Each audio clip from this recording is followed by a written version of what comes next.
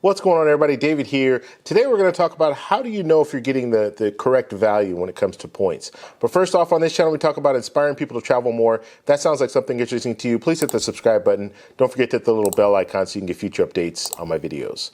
All right, so I want to talk about points. So I get asked this question all the time, like how do I know that I'm getting the best value for my points? And the easy answer is you're never really going to know. There's certain guidelines that I have set in place where I decide, okay, if I can get 3 cents per point, then that to me is a good value. If I get anything less than that, then I probably won't redeem the points.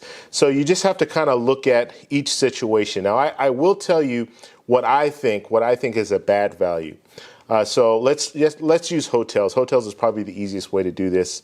But let's say I want to stay at Hyatt property, right? So let's say the Hyatt property, the points that I need to stay at this Hyatt property is 5,000 points. Okay, 5,000 points, that's equivalent to $50. That's 1 cent per point, right?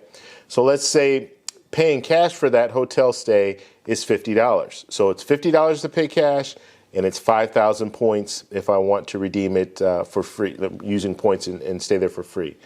So that right there is not a good value for me because I'm looking at 1 cent per point. I want to get it to at least 3 cents per point. So instead of $50, if that hotel room was $150, then that's a better value. So if it's $150 cash or 5,000 points, that's where I want to use my points. Okay, so I'm not going to use my points if it's only $50 to stay the night. If it's $100 to stay the night, I might consider it, but I know I can get better value than 2 cents per point as well. I know I can get up to 3 cents, 4 cents, depending on where I'm staying.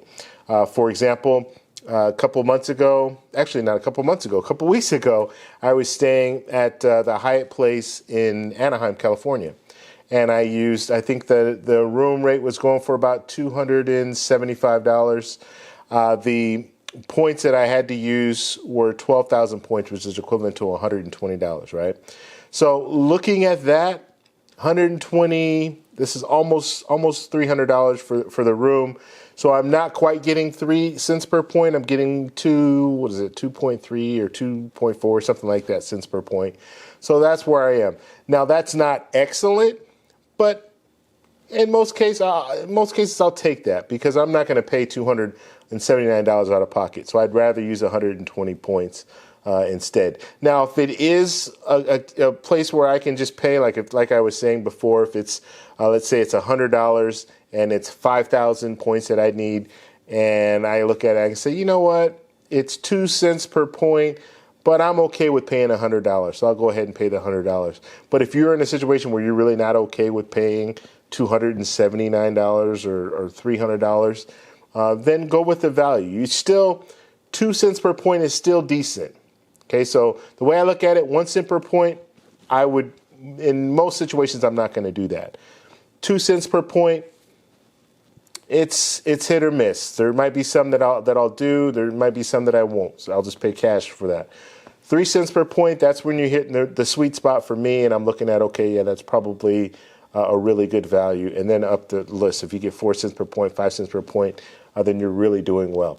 So that's how I look at it, and it just depends on the circumstances, but usually I'm trying to target that 3 cents per point. But more importantly, I'd love to know what you guys do. So how do you guys use your points? Will you redeem for 1 cent per point, or do you have to be around 2 or 3 cents per point? Please let me know in the comments below. If you like this video, please give me a thumbs up. Please subscribe for more, and I'll talk to you in the next one. Bye.